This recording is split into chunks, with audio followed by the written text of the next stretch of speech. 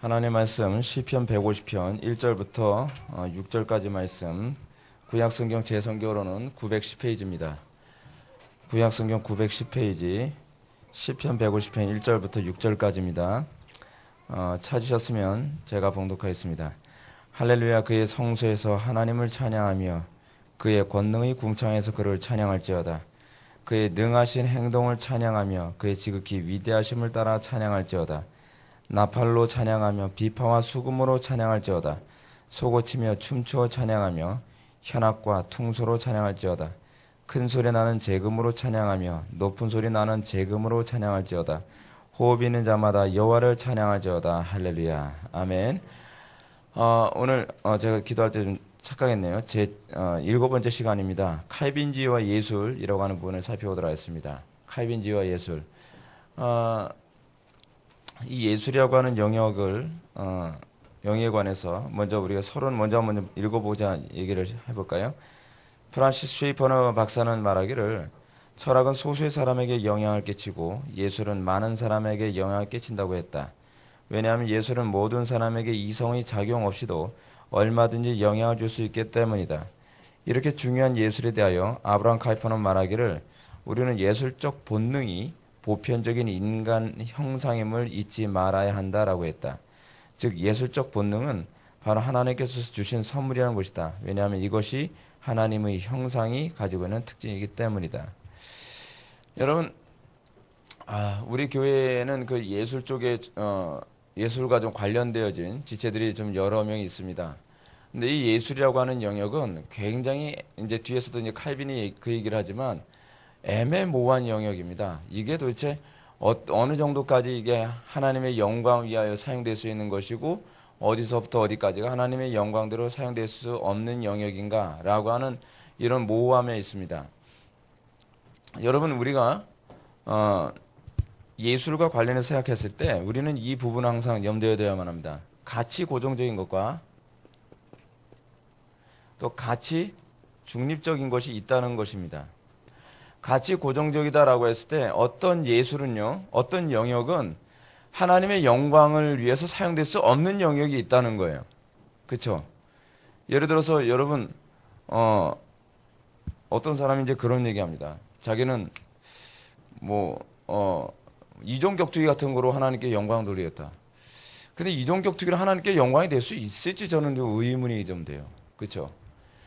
여러분, 우리가 마약 같은 거로 하나님께 영광 돌릴 수 없겠죠. 예. 어떤 영역은요, 하나님께 영광이 되지 않는 영역이 있어요. 그거는 죄를 짓기 위해서 만들어진 영역이에요. 저는 개인적으로 이종격투기 같은 그런 어떤 폭력적인 그런 것들이 하나님의 영광을 위해서 사용될 수 있다라고 하는 것에 굉장히 회의를 품는 것 중 하나는 뭐냐면, 처음부터 그 예술은 그 스포츠는요, 시작부터 뭐죠? 인간의 파괴적이고 그 폭력적인 그런 충동을 만족시키기 위해서 시작된 거예요. 그러니까 어떤 예술 또는 어떤 영역은 그러니까 어떤 관점에서 출발했느냐를 우리는 좀 봐야 될 필요성이 있거든요. 그런데 어떤 영역은 가치 중립적인 영역이 있어요. 예술적인 영역에서 여러분 미술 하는 건 무조건 다 나쁩니까? 그렇지 않으면 조각하는 건 나쁜 건가요? 그렇지 않으면 음악 하는 건 나쁜 건가요? 예를 들어서 우리 기독교에서 가치 고정적인 관점으로 해석하는 것 중 하나가 뭐냐면 락이거든요. 또는 헤비메탈, 또는 데스메탈. 이런 것들은 우리가 가치 중립적이라고 보지 않습니다. 또 뉴에이지. 이런 음악들. 이건 애시당초부터 어떤 의도로 만들어진 거죠? 인간의 타락한 모습, 락이라고 하는 성행위를 위해서 만들어진 음악이라고 얘기하거든요. 헤비메탈이나 데스메탈은 파괴하거나 어떤 죽이는 인간의 폭력성, 그 본성을 강화시키기 위해서 만든 음악 장르고요. 뉴에이지 같은 경우에는 소위 명상이라든지 그렇지 않으면은 우울한 것을 서로 이제 사람들이 추구하는 것과 관련해서 그거를 추구하기 위해서 그 장르가 만들어진 거거든요. 근데 요즘 교회 안에 CCM이라고 하는 그 풍토가 들어오면서 이걸 하나님의 영광 위해서 사용하자라고 얘기하고 있는 거예요. 거기에 속으면 안 되겠죠? 근데 이런 유형으로서 또 나온 것 중에 하나가 뭐냐면 교회 안에서 춤추는 거죠. 힙합이나 테크노나 랩 같은 거를 막 춤추면서 뭐 하나님의 영광 위해서 그걸 사용한다는 거예요. 아마 지금 우리 교회 안에서 이렇게 얘기하는 건 너무나 당연하게 느껴지지만 다른 교회 사람이 만약에 제 이 강의를 들으면 굉장히 기분이 언짢아할 거예요. 여러분, 하나님께 영광을 돌린다는 이 개념부터 우리가 좀 정의를 내려야 될 것 같아요. 여러분, 하나님께 영광을 돌린다는 게 뭔가요? 우린 착각을 하죠. 예를 들어서 어떤 사람이 축구를 해서 골을 딱 집어넣었어요. 골을 딱 집어넣고 무릎을 딱 그러면서 하나님께 영광을 돌립니다. 그렇게 해서 하나님께 영광이 돌려지는 건가요? 하나님께 영광을 돌린다는 건 내가 받아야 될 영광을 하나님께 돌린다는 얘기인가요? 우리는 이 표현부터 정확하게 이해해야 되겠죠. 하나님께 영광을 돌린다는 얘기는 무슨 표현이냐면 부분적으로는 내가 받을 영광을 하나님께 받도록 한다는 얘기가 맞는 얘기예요. 틀린 얘기는 아니에요. 근데 하나님께 영광을 돌린다는 개념이 무엇이냐면 하나님의 속성을 드러낸다는 의미예요. 여러분, 하나님께서 우리 통해서 하나님의 영광을 받으시기 원하세요. 어떨 때 하나님이 영광을 받으실까요? 하나님의 거룩함이 드러났을 때 하나님이 영광 받으시는 거 아니에요? 그래서 우리가 꼭 하나님 영광 받아서 이렇게 하면 하나님이 영광 받으시는 게 아니거든요. 그렇게 하지 않으면 하나님 영광 못 받으시나요? 영광 받으시죠. 하나님이 영광 받으신다는 것은 나의 거룩함이나 나에게서 나타나는 모습을 통해 하나님의 하나님 되심이 드러나는 거예요. 그래서 하나님의 영광을 드러내는 가장 좋은 방법은 무엇이냐면 하나님의 말씀대로 사는 거예요. 그래서 우리 통해서 무엇이 드러나야 되죠? 하나님의 선하심, 하나님의 지혜로우심, 하나님의 자비로우심, 하나님의 전능하심, 뭐 그런 게 드러나야 되는 거 아니에요? 어리석은 행동을 하면서 하나님께 영광이 될 수 있나요? 우리가 거치게 행동을 하면서 하나님께 영광이 될 수 있나요? 어떤 사람은 연극을 하면서 하나님께 영광을 돌리겠다고 생각해요. 부분적으로는 맞는 얘기이긴 하지만 터툴리안 시대에서 하는 얘기에 보게 되면 어떻게 그리스도인이 하나님을 믿는다는 사람이 천사의 역할도 하고 악마의 역할도 할 수 있으며 어떨 땐 성인의 역할을 하기도 하고 어떨 땐 어떻게 창녀의 역할을 할 수 있겠는가? 여러분, 이게 하나님께 영광이 될 수 있는 문제일까요? 저는 개인적으로 교회 안에서 그 연극하는 걸 좀 별로 속 좋아하지 않습니다. 예를 들어서 이제 목사님 그래도 그걸 통해서 예수님의 십자가 사건을 또는 예수님의 어떤 사건을 우리가 더 표현을 잘하면 좋잖아요. 좋죠. 부분적으로 좋죠. 근데 여러분, 누군가는 가룟 유다 역을 맡아야 되잖아요. 그렇죠? 누군가는 악마의 역할을 맡아야 되잖아요. 근데 여러분, 그 연기의 그 역할을 잘 소화하려면 그 사람은 어떻게 해야 되죠? 악마처럼 생각을 해야 돼요. 가룟 유다처럼 자기에게 감정을 이입을 해야 된단 말이에요. 그게 하나님께 영광이 될 수 있을까요? 여러분, 하나님의 그 시츄에이션을 더 잘 묘사하려면 그 사람은 극도의 악마처럼 행동을 해야 돼요. 극도로 가룟 유다처럼 행동을 해야죠. 사람들이 혐오감 느껴서 혐오감 느껴져. 어떻게 저런 놈이 예수님의 제자라고 할 수 있겠어? 라고 이렇게 표현해야 되겠죠. 우리는 과연 그걸 통해 하나님께 영광을 돌릴 수 있을까요? 여러분, 오늘날 우리는요, 하나님께 영광을 돌린다. 그리고 또한 기독교인의 예술에 관한 문제, 그러면서 어떤 영역은 하나님의 영광을 돌리기에 허용되어야 되는 악이 있을 수 있다고 생각하는 거예요. 근데 그게요, 여러분, 안 믿는 사람들이 흔히 사용하는 방법이라는 거 아십니까? 예를 들어서 여러분, 한 편의 영화가 나옵니다. 여러분, 영화를 검열하는 사람은 영화를 자르죠. 옛날에 요즘에는 잘 안 자르는데 옛날에 우리 때는요, 영화를 이렇게 딱 보면은 영화가 거의 이렇게 다 편집돼서 이제 극장에서 상영이 돼요. 예. 뽀뽀하는 장면 100% 편집돼요. 야하다는 장면 다 편집돼요.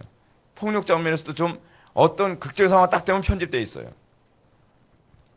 근데 영화 그 작품을 만든 사람은 뭐라고 해야 하나? 굉장히 불쾌하게 생각을 해요.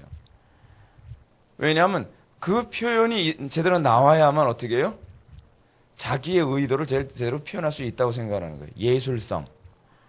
예를 들어서 어떤 사람이, 여러분, 우리는 이렇게 생각하지 않습니까? 영화에서 올드보이 같은 영화, 저는 안 봤어요. 보고 싶지도 않아요. 저는 원래 잔인한 영화 좋아하지 않아요. 원래는 아니었고요. 옛날엔 좋아했는데, 지금은 진짜 못 보겠어요. 얘기만 들어도 너무 소름 끼쳐서 그런 영화는 정말 안 보고 싶어요. 근데 여러분, 그 사람들은 그런 잔인한 장면, 그 끔찍한 장면을 왜 집어넣는지 아십니까? 인간의 악한 본성이라, 이 정도다라고 하는 걸 표현하기 위해서 작품성에 그렇게 집어넣는다는 거예요. 근데 우리는 그것이 우리의 악한 본성을 오히려 더 자극하죠. 근데 문제는 뭐냐면 교회 안에서도요. 그 영화 같은 거 만든다고 하면서 기독교 영화 같은 거 만들잖아요. 기독교 영화 같은 거 만든다고 하면서 작가의 세계관을 좀 더 선명하게 표현하기 위해서 그 안에 악한 장면도 집어넣어요. 때로는 좀 야한 장면도 막 집어넣는단 말이에요. 근데 왜 집어넣죠? 우리는 왜 집어넣습니까? 하나님의 영광을 위해서 영화를 만든다고 하는 사람이 왜 집어넣냐고 얘기하면, 이 부분에 선을 표현하기 위해서 이 악은 필수적으로 표현되어져야 된다는 거예요. 저는 오늘날 한국인 우리 기독교 크리스찬 중에서 연예인들 중에서요. 그 연예계만 들어갔다 하면 배드신 찍고 뭐하고 하는 거 보면서 한심함을 제가 참을 수가 없어요. 교회에서 직분은 뭐 집사님이기도 하고 뭐 권사님이기도 하고 뭐 그런 분들이잖아요, 죄다. 여러분, 우리가 이 예수를 과연 어떻게 봐야 될까요? 어떻게 우리는 어떤 영역에서 하나님께 영광을 돌려야 될까요? 궁극적으로 우리는 이 예술이라고 하는 영역과 관련해서 반드시 염두해야 될 것은 하나님의 영광을 나타내는 거거든요. 하나님의 영광을 나타내는 거. 그래서 터툴리안은 사실 교회 안에서 그리스도인이 연극을 한다는 것은 있을 수 없다고 생각해요. 그럼 음악은 할 수 있는 건가요? 우리 그리스도인이요? 그런 부분에 관해서 우리가 오늘 좀 고민해 보자는 겁니다. 사실 예술에 관한 영역은요. 굉장히 이 부분이 애매모호하고 조심스러우면서 예민한 부분이 굉장히 많이 있어요. 45페이지 밑에서 두 번째 줄부터 한번 볼까요? 그러나 인간의 타락으로 인해 하나님의 형상이 파괴되었고 이 파괴된 하나님의 형상은 자동적으로 타락하고 파괴된 예수를 통해서 이웃을 파괴시키고 말았다. 인간이 가지고 있는 이 타락한 본성이 여러분 예수를 하는 궁극적 목적이 뭔가요? 예술의 궁극적 목적은요. 하나님의 영광을 강화시키기 위해서요. 궁극적으로 우리는 이 예술을 통해서 어떤 일이 벌어져야 되죠? 더 하나님을 기쁘시게 하는 것과 이웃을 사랑함이 더 선명하게 나타나야 되겠죠. 저는 개인적으로 이렇게 생각을 해요. 그리스도인들이 음악을 하거나 미술을 하거나 어떤 예술 활동을 했을 때에 성도들은 그 예술 활동을 통해서 다른 사람의 마음을 더 부드럽게 만들어줘야 되고 더 복음에 대해서 오픈되게 만들어줘야 되고 더욱더 그들로 하여금 거룩을 더 사모하게 만들어주는 것으로 가야 된다고 저는 생각이 들어요. 먼저 로마서 1번 보시겠습니다. 개혁주의 전통에 있어서의 문화와 예술. 화란의 칼빈주의 학자 클라스 스킬더는 문화의 열쇠는 그리스도라고 했다. 참된 기독교의 사명은 문화를 거부하지 않을 뿐만 아니라 이 두 줄 다 밑줄 참된 기독교의 사명은 문화를 거부하지 않을 뿐만 아니라 문화와 동일시하지도 않으며 오히려 복음으로 문화를 새롭게 변화시킨다는 것이다. 기독교 사명이 뭘까요? 우리가 지난 시간에도 칼빈주의의 문화에 관해서 우리 살펴봤지만 우리는 문화를 거부하는 존재가 아닙니다. 문화를 거부하고 살 수도 없고요. 문화 없이 살 수가 없어요. 우리가 짐승이 아니기 때문에 한두 사람만 모이면 뭐가 생기냐면 문화라는 게 생겨요. 문화가 생기는 이유가 뭐냐면 세계관 때문에 생기는 거거든요. 근데 우리는 끊임없이 이 싸움을 하죠. 우리가 안 믿는 사람들과의 만남에서 우리가 문화의 주도권을 잡을 것인가 우리가 문화에 끌려다닐 것인가. 문제는 여기에 있어요. 여러분들이 대학을 가기도 하고 직장에 취직하기도 하고 또는 어떤 한 가정에 시집을 가서 그 집에 들어가기도 하고 우리는 어떤 새로운 문화에 들어가는 일을 주로 해요. 이건 피할 수가 없어요. 근데 이 문화를 여러분들은 우리는 자꾸 이렇게 배웠어요. 우리는 어떻게 거기에 적응할 것인가를 자꾸 고민하도록 가르쳤어요. 제가 여러분한테 말씀드리죠. 그리스도인들은 문화에 적응하는 사람입니까? 성경적인 관점에서 봤을 때 우리는 문화에 적응하려 되면 문화에 순응하려 되면 여러분들 영혼은 죽을 수밖에 없어요. 이스라엘 백성들이 가나안 땅에 들어가서 이미 완전히 철근 콘크리트 구조물처럼 이미 만들어진 가나안 문화가 있었어요.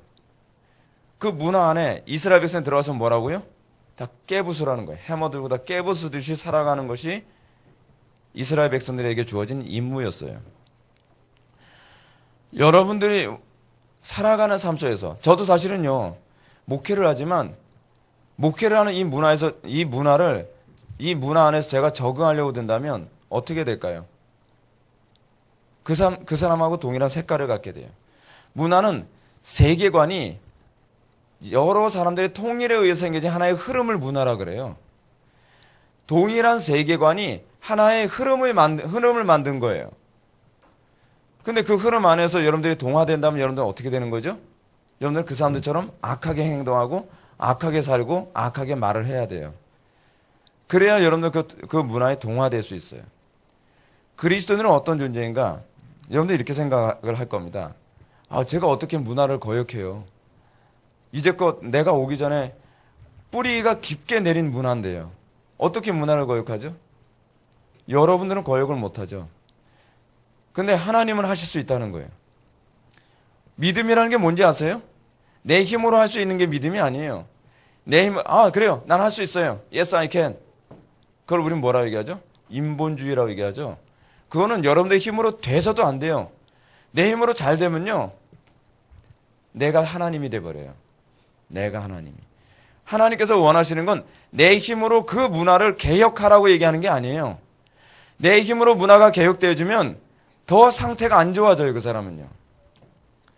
중요한 건 하나님을 믿는 믿음 안에서. 그래서 클라스 스킬도가 이렇게 얘기하는 거 아닙니까? 문화의 열쇠는 그리스도예요. 문화의 열쇠는 내가 아니란 말이에요. 내가 문화를 만들려고 해보십시오. 여러분들 계속 실패합니다. 실패를 안 하면 문제예요. 목사님 저도요. 제 회사의 문화를 바꾸려고 무지나 애를 썼어요. 근데 실패했어요. 왜죠? 내가 했으니까. 믿음으로 하지 않은 건 다 죄예요. 우린 자꾸 이렇게 얘기하죠. 하나님의 뜻대로 살았는데요. 하나님의 명령대로 순종을 했는데 근데 믿음으로 하지 않았잖아요. 그것을 한 이유가 뭐죠? 내가 영광 받으려고 한 거 아닌가요?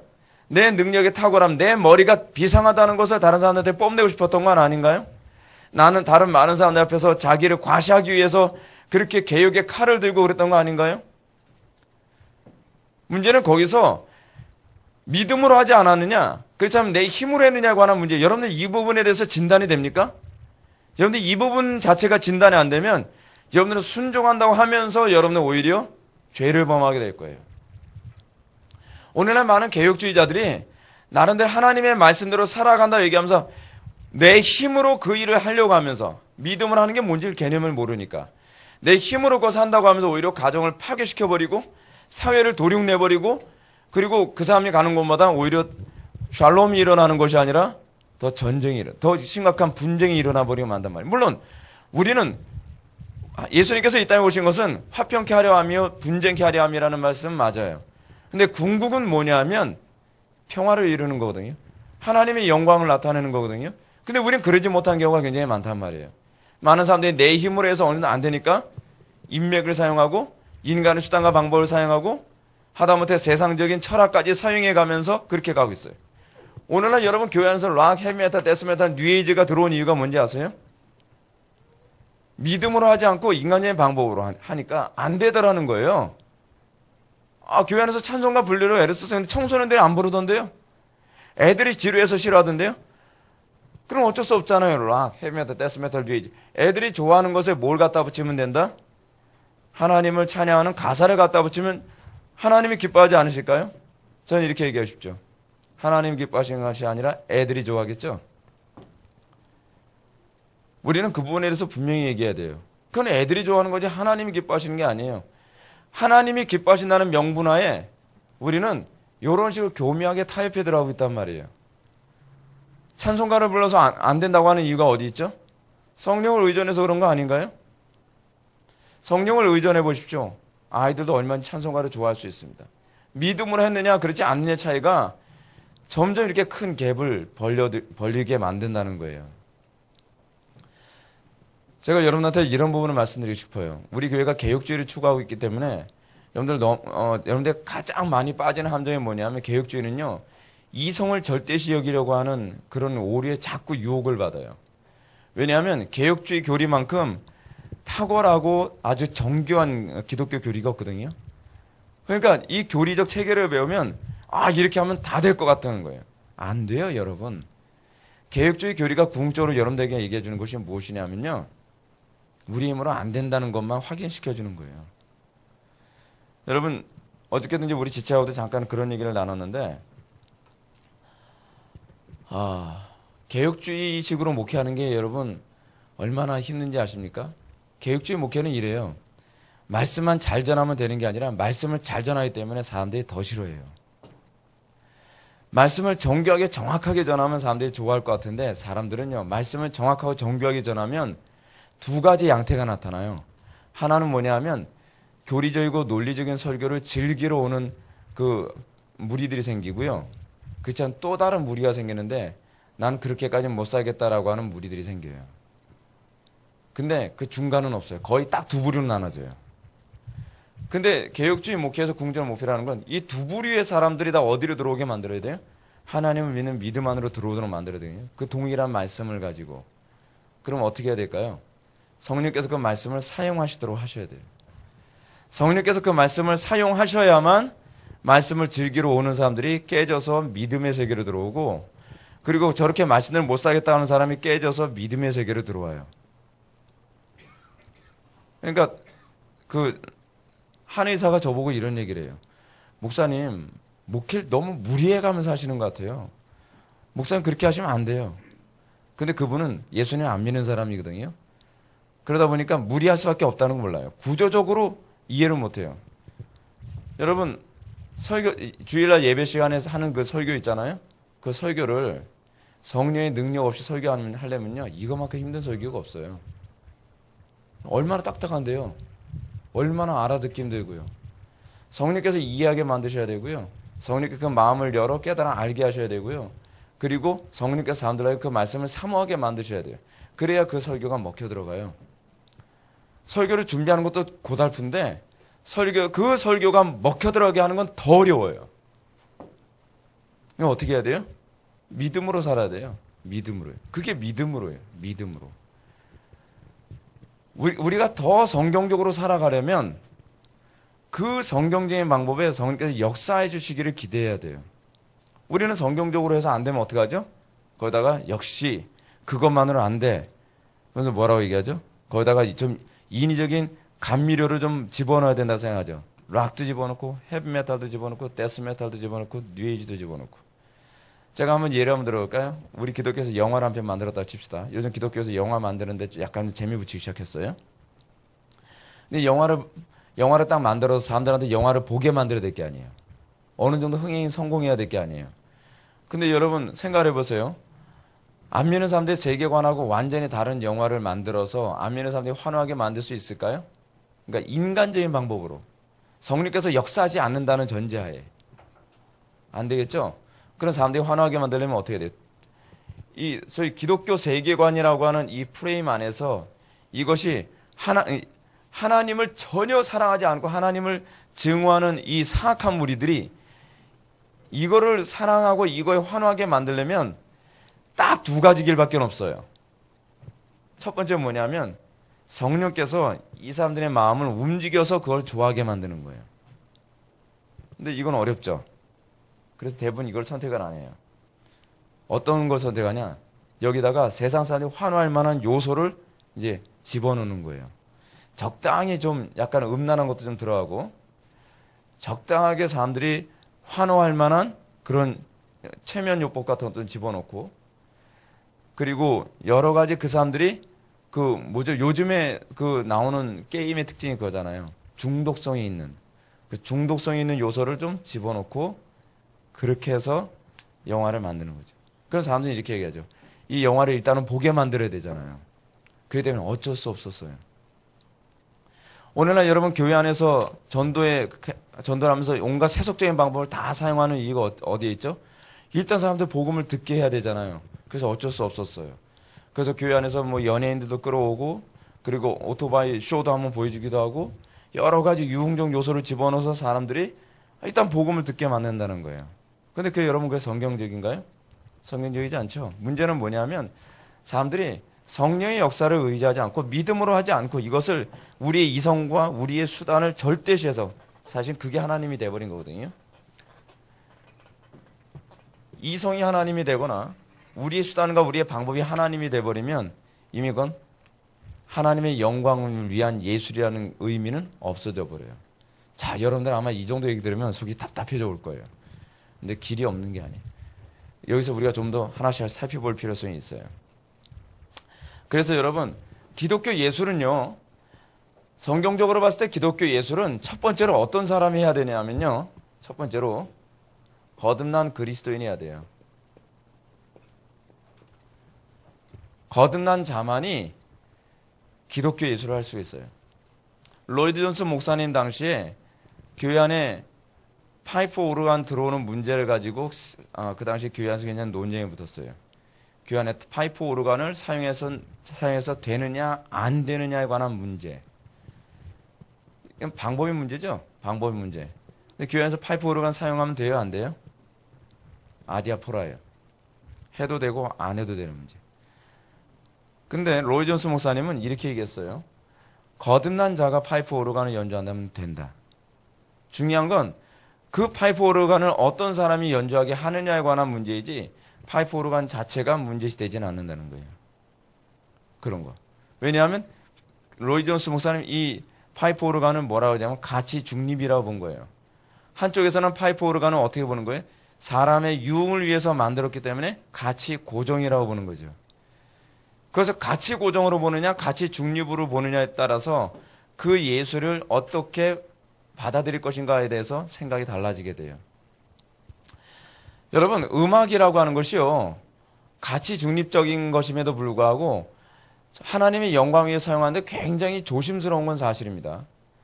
여러분, 쯔빙글리라고 하는 사람이 제가 난예배 때 잠깐 언급했잖아요. 쯔빙글리는요, 교회 안에서 음악 사용을 절대로 금했던 사람이에요. 그래서 무학기파라고 하는 그리스도교회에 보게 되면 무학기파가 나오잖아요. 그래서 나오게 된 거예요. 음악은 우리의 타락한 본성을 자극하기 때문에 절대로 교회 안에서 음악을 사용해서는 안 된다. 근데 여러분, 쯔빙글리가 어떤 사람인지 아세요? 마틴 루터도 상당한 음악에 조예가 있는 사람이라고 했잖아요. 그래서 마틴 루터가 작사 작곡까지 할 정도로 이 사람은 상당히 음악에 조예가 있는 사람이거든요. 근데 그 사람보다 더 뛰어났던 음악가가 바로 쯔빙글리였어요. 쯔빙글리는 음악을 무지하게 좋아했던 사람이에요. 그럼에도 불구하고 교회 밖에서 음악 사용하는 문제에 관해서는 별로 얘기를 하지 않았지만 교회 안에 음악 사용하는 문제에 대해서 굉장히 엄격하게 제재를 가했다는 의미가 있어요. 뭐냐면 음악이 그만큼 영적이라는 걸 알았던 거예요. 근데 여러분, 음악만 영적인 것이 아닙니다. 예술이 가지고 있는 특징이 그렇습니다. 예술. 이 부분에 관해서 프란시스 쉐이퍼가 뒤에서 뭐라 하냐면 예술은 세계관을 강화시킨다라고 얘기했어요. 그 예술이 가지고 있는 특징이에요. 예술이 가지고 있는 특징. 그렇다고 한다면 여러분, 우리가 이 예술이라고 하는 영역을 포기해야 될 영역입니까? 아니면 우리가 예술이라고 하는 영역을 우리가 점령해야 될 영역이라고 생각합니까?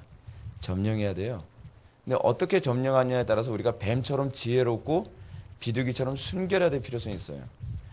왜냐하면 뱀처럼 지혜롭기만 하다가 순결을 잃어버릴 수가 있고요. 순결만 추구하다가 우리는 예술 전체를 포기할 수도 있어요. 지금 현재 교회가 이 부분을 순결 때문에 예술을 포기하거나 그렇지 않으면 지혜로움이라고 하는 영역 때문에 순결을 포기하는 두 극단에 빠져버리고 말았거든요.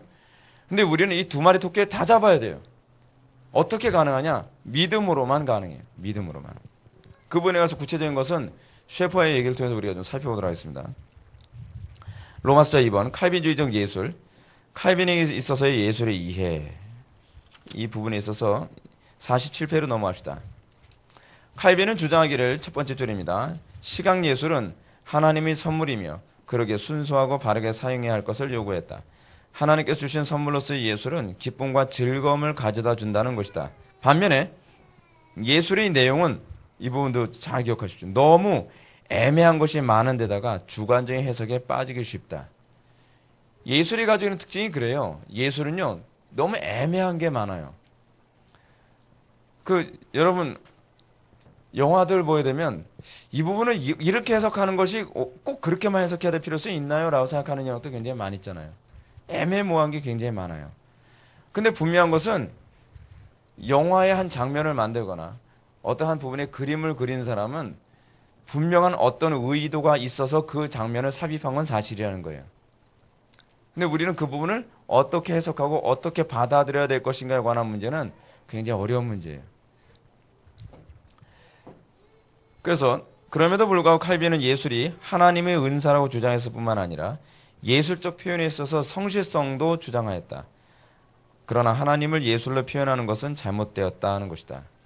자, 첫 번째로 여기서 또 하나 얘기합시다. 예술을 표현하는 데 있어서 우리가 첫 번째는 거듭난 자가 예술을 해야 된다 그랬어요. 두 번째는 뭐냐면 거듭난 자에게서 나타난 속성인데 성실해야 돼요.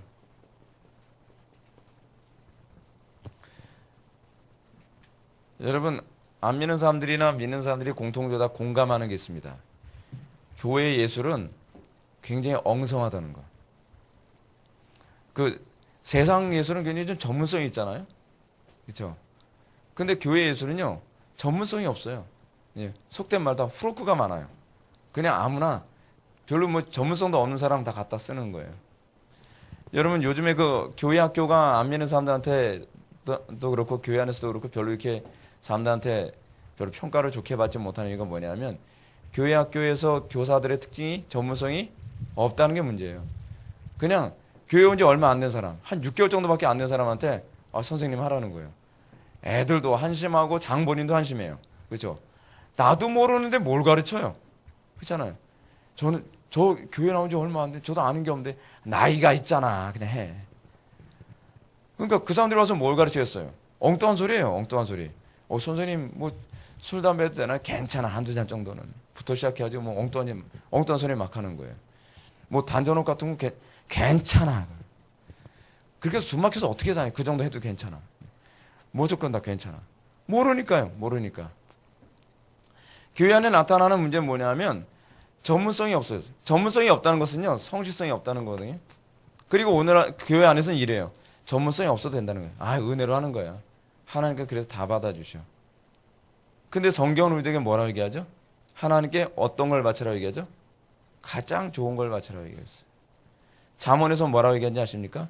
자기 일에 능숙한 자는 왕 앞에 서게 되리라라고 얘기했어요. 자기 앞에 능숙한 자라는 얘기가 무슨 얘기죠? 잠언에서조차도요, 우리에게 전문성이 있는 것을 얘기하는 거예요. 한 분야의 최고가 되는 사람이 영예를 얻게 된다는 얘기예요. 성경에서조차도 우리는 그렇게 얘기하고 있어요. 그렇게 가르치고 있단 말이에요. 근데 우리는 뭐든지 대충대충이죠. 교회 안에서 전문성이 있어 보이는 게 별로 없는 거예요. 근데 하나님께 여러분 성경 가장 좋은 걸 바치라고 얘기하지 않았습니까? 찬송을 하다가도 어떻게 해요? 가장 좋은 걸 찬송을 해야 되고 그림을 그리다도 가장 좋은 것으로 해야 되고 그리고 교회 안에 또 무슨 예술이 있나요? 그럼 뭘 한다 할지라도 가장 좋은 것을 하나님께 드리려고 한번 해보십시오. 그렇다고 한다면 전문성이 없을 수가 없죠. 여러분 왜 세상 예술엔 전문성이 있는지 아십니까? 자, 이제 본격적으로 예술이 무엇인지 얘기해 드릴게요. 예술이란 자기가 숭배하는 숭배 대상에 대한 예배의 표현이에요. 그게 바로 예술이에요. 오늘 본문에서 보면 할렐루야 그의 성소에서 하나님을 찬양하며 그 권능의 궁창에서 그를 찬양할지어다. 어떻게 찬양하라고 얘기하느냐? 3절 보면 나팔 소리로 찬양합니다. 예술이 뭐예요? 자기가 숭배하는 신에 대한 찬양의 수단이에요. 그게 예술이란 말이에요. 어떤 사람이 사랑하는 연인과의 관계를 회상하면서 곡을 만들어요. 그럼 회상하면 되잖아요. 왜 곡을 만들죠? 뭐 옛날에 이문세 노래죠. 이문세 노래 이제 그런 곡이 많잖아요. 이문세 기억이 하나도 안 나네. 그 있어요. 근데 그 이문세 노래를 이문세 씨라든지 그런 어떤 가수들 보게 되면 실현당 과거에 자기가 좋아했던 여자 뭐 광화문 연가 뭐 광화문의 뭐 권위든 근데 그거를 광화문의 과거에 연인 그 애인하고 같이 참 좋았었는데 그러면 되잖아요. 근데 그게 아니고요. 그 가사를 붙이고 거기에 자기의 감정을 악상으로 만들어서 노래를 하는 거예요. 그럼 어떻게 될까요? 더 강화되겠죠. 증폭되겠죠. 근데 자기 혼자 그걸 느끼나요? 자기 심정을 예를 들어서 내가 옛날에 광화문에서 그하고 참 연애할 때 참 좋았는데 그때가 그리워 라고 얘기하는 거하고 노래를 부르는 거예요. 가사도 모르고 노래도 모르니 어찌하면 좋세 이걸 하여간 노래를 부르다 딱 얘기하면 어떤 여자는 공감이 되기 시작하는 거예요. 같이 눈물을 흘려요. 강화죠. 강화. 예를 들어서 여러분 그 소리엘 곡 중에서 제가 최근에 그 악보를 구해가지고 이제 우리 애들한테 불러줬더니 우리 애들 집중해서 안 듣고 막 돌아다니면서 들어요. 이 분위기도 모르는 녀석. 거기 보면 이런 가사예요. 당신이 힘들다는 걸 알아요. 아픔이 너무 많다는 것도. 여러분 이거 너 힘들다는 거 내가 알아. 아픔이 많은 거 안 되니까 느낌이 다르죠. 위로하길 원해요. 감싸주고 싶어요. 노래를 부르면서 어떻게 되죠? 그것이 강화되는 거예요. 강화되는 거예요. 그러면서 자기가 숭배하는 그 신에 대해서, 자기가 숭배하는 그 대상에 대해서 그것을 최고로 강화시키기 위해서 여기서 그 얘기를 하는 거예요. 여러분 하나님을 찬양하는데 하나님을 찬양합니다라고 하는 거고, 소고를 치면서 비파와 수금을 사용하면서 큰 소리로 재금으로 찬양하고 높은 소리 나는 재금으로 찬양하면서 하나님을 찬양한다고 생각해 보십시오. 우리가 하나님을 찬양할 때 여러분 같이 똑같은 가사를 가지고 똑같은 음악을 가지고서 여러분 같이 찬양할 때 훨씬 그 찬양이 강도가 강해지지 않습니까? 그게 예술이에요. 그게 예술. 단편적인 예를 들어서 어떤 대상에 대한 공포심을 굉장히 무서워라고 하는 것보다 그 공포의 대상을 형상으로 만들고, 그래서 사람들은 어떻게 해요? 단편적인 예를 들어서 또 여기 있습니다. 여러분 성경은요 우리들에게 하나님을 형상화하지 말라고 얘기했거든요. 근데 고대에서는요 자신들의 신을 형상화했어요. 왜 형상화하느냐? 왜 사람은 자꾸 예술이라고 하는 기능을 사용해서 자꾸 형상화하게 좋아하느냐? 그 신을 극대화하고 싶어하는 거예요. 과장하고 싶어하는 거예요. 그래서 바벨론 신화에서 나오는 이 신은 어떻게 생겼죠? 머리는 사람의 머리, 몸은 어떻죠? 사자의 몸. 웃지 마세요. 그 여기다가 날개까지 달렸어요. 그러면서 뭘 형상하는 거죠? 있어요, 그러면. 머리가 사람의 머리라는 건 뭘 얘기하는 거죠? 최고의 지능과 지혜를 가졌다고 하는 것. 사자의 몸뚱아리 지녔다는 건 뭘 얘기하는 거죠? 강하다는 거. 날개가 달다는 건 뭐라는 거죠? 빠르고 민첩한. 여기다가 이거 뭔지 아세요? 발톱. 발톱을 막 굉장히 날카롭게 막 이렇게. 그래서 어떻게 해요? 얼마나 무서운가를 표현하는 거죠. 여러분 이렇게 표현하면 약화되죠? 제 그림은 약화됐지만 원래 예술적으로 잘 표현하면 강화되겠죠. 무섭다.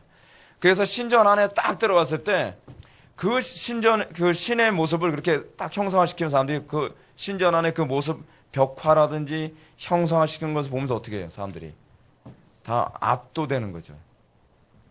그게 예술이에요. 여러분 예를 들어서 미켈란젤로가 아니죠. 레오나르도 다빈치죠. 다빈치가 천지창조를 그림 벽화를 하지 않았습니까? 천지창조 그림을 딱 보면서 사람들이 문을 열고 딱 들어가서 천지창조 그림을 딱 보면서 사람들이 어떤 느낌을 받았을까요?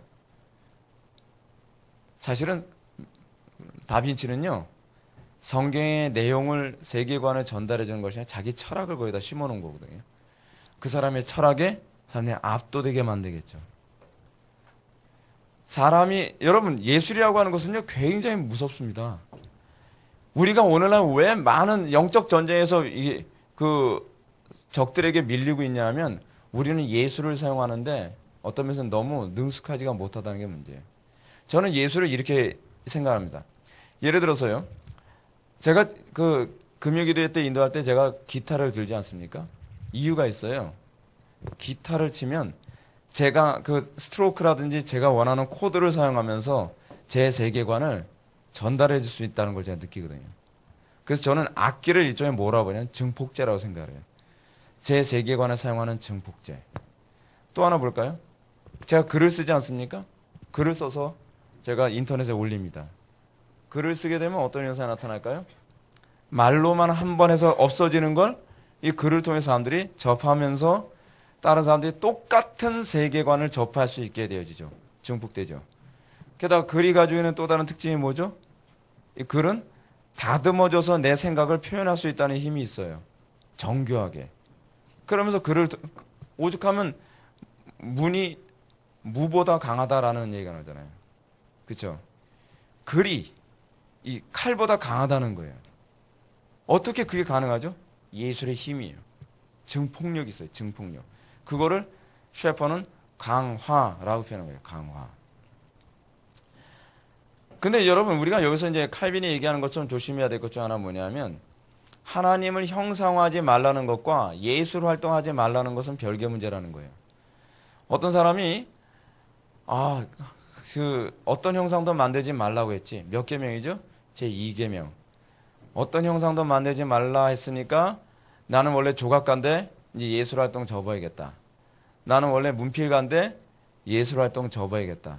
나는 원래 그림 그리는 사람인데 예술 활동 접어야겠다. 그런 얘기가 아니죠. 제 2계명에서 형상 금지 명령은 하나님을 형상화하지 말라는 것이지 예술 활동 금지 명령이 아니에요. 많은 사람들이 그렇게 가르쳤어요. 많은 목회자들이. 그래서 어떤 유명한 문필가가 예술을 믿고 난 다음에 자기가 일평생 예술 활동하던 걸 다 꺾어버렸어요. 자기 작품을 다 불태워버리거나. 그건 굉장히 안타까운 일이죠. 그 예술 활동을 어떤 방향으로 돌리느냐가 중요한 거죠. 데미안이라고 하는 내용을 얘기합시다. 데미안 내용은요, 헤르만 헤세가 그 내용을 가지고서 자기가 이건 이거야 저건 저거야 라고 얘기하고 있질 않아요. 그냥 뭘 얘기하고 있죠? 그냥 싱클레어하고 데미안 같은 이 두 등장인물이 서로 갈등하기도 고민하고 하면서 그 내용을 쭉 하나의 소설로 이렇게 딱 기록된 거거든요. 소설이잖아요. 근데 사람들은 그 소설을 접하면서 어떤 현상이 나타나죠? 그 세계관이 자기 있게 돼버려요. 그래서 여러분 1인칭 그 소설이 굉장히 위험하다는 게 그래서 그런 거 아닙니까? 아무리 말로 설득해도 설득이 안 되는 사람이 소설 안에서 자기가 데미안이라고 생각을 하면서 심취해서 그 소설을 읽고 나면 나중에 소설 한 권을 읽고 나면 난 데미안처럼 사고하는 사람이 된다니까요. 그게 뭐예요? 그게 예술의 힘이에요. 그냥 내 생각을 막 주입시켜줘. 야, 절대적인 신이란 존재하지 않아. 신은 악할 수도 있고 선할 수도 있는 것이지. 선과 악이라고 하는 것은 신의 두 가지 얼굴이야. 뭐 이런 식으로 철학적으로 하면 골치 아파. 근데 그거를 다르게 얘기하는 거죠. 소설이라는 내용으로. 어느 날 그 회중들에게 그걸 강요한다는 느낌이 전혀 안 들죠. 데미안이 싱클레어를 만났어요. 싱클레어가 주인공이죠. 싱클레어가 데미안을 만났어요. 그러면서 데미안이 얘기합니다. 싱클레어, 너는 모든 것이 다 선하다고 생각하니? 하나님은 절대적으로 선할까? 왜 너는 한편 강도, 예수님을 인정한 강도만 옳다고 생각을 하지? 나는 그렇게 생각하지 않아. 다른 한편 끝까지 예수님을 부인하면서 죽은 그 강도도 굉장히 의미 있다고 생각을 해. 용기 있는 선택이지. 여러분, 그 책이 과연 독자에게 강요를 하나의 생각을요? 강요하지 않아요. 그냥 대화만 하고 있는 거예요. 근데 어떤 식으로 강요하느냐? 싱클레어 생각하면서 나는 그 말에 혼란스러웠다. 1인칭 시점으로 얘기하거든요. 근데 나가 한편으로는 싱클레어지만 한편으로는 내가 되는 거거든요. 나도 혼란스럽게 하는. 그 독자를 혼란스럽게 만드는 거예요. 그러면서 아프락사스 같은 거 얘기하죠. 아프락사스. 새는 알은 새의 세계다. 그러면서 사람들 설득해 나가는 거예요. 새는 알의 세계로부터 나오려 한다. 그래서 그 새가 나왔는데 그 새의 이름은 선도 아니요 악도 아니요. 반은 선이요 반은 악인데 선과 악이 서로 공존하는 새라는 거예요. 그의 이름은 아프락사스다. 굉장히 공포스럽죠.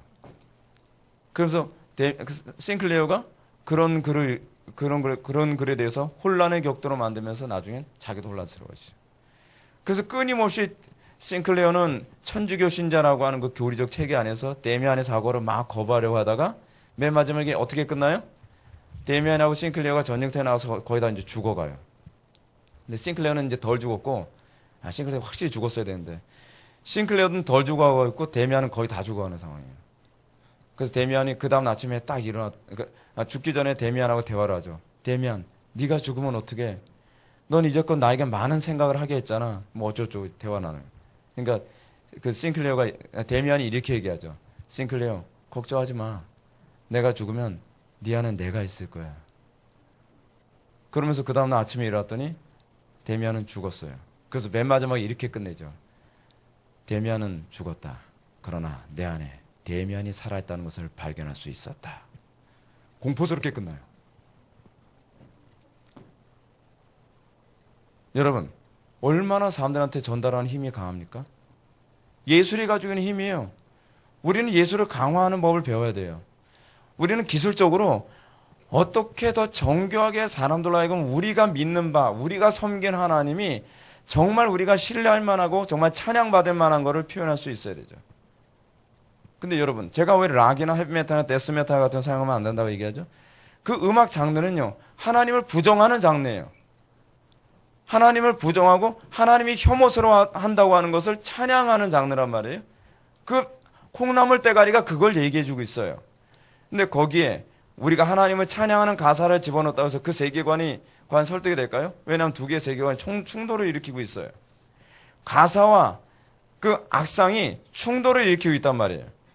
과연 거기서 하나님을 찬양하는 일이 가능한가요? 예술은 뭐라고요? 세계관을 강화시키는 게 예술이에요. 예술. 그랬더니 교회 안에서 예술에 대한 관점과 해석의 능력에 있어서 더욱더 정교해야 되고 또 분명해야 돼요.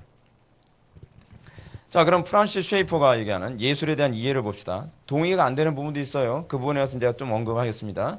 첫 번째, 예술 작품은 그 자체로서 가치가 있다. 쉐퍼는 예술 작품은 그 자체로서 즐기는 것이라고 하면서 성경의 성막과 성전에 있던 예술 작품들은 아름다움을 위한 것이라고 말한다.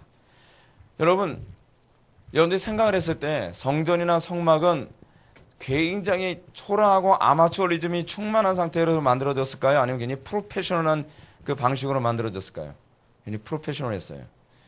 실제로 여러분, 성막이 만들어질 당시에 출애굽기에 보게 되면은 성막 건조 얘기가 나오죠.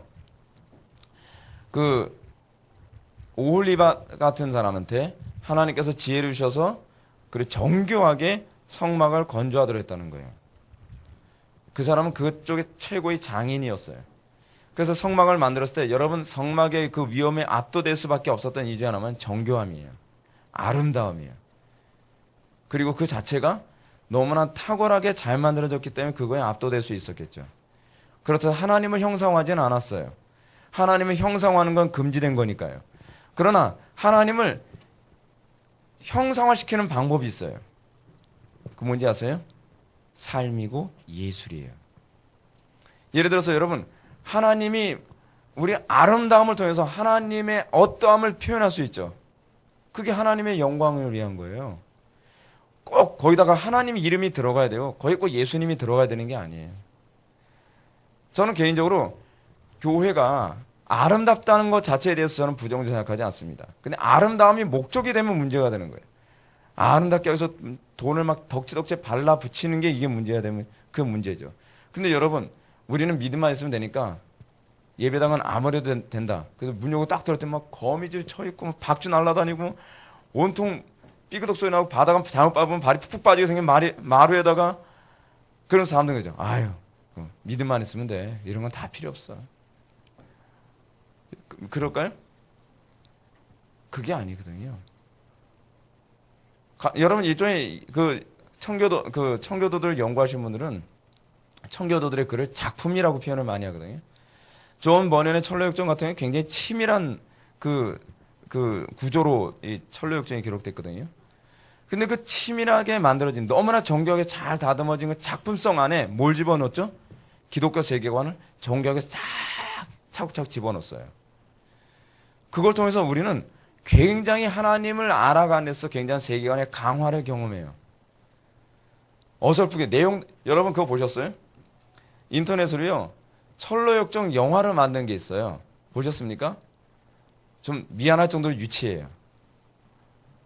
그 노력은 가상한데 내용은 너무 유치해. 그 촬영하는 방식은 너무 유치해요.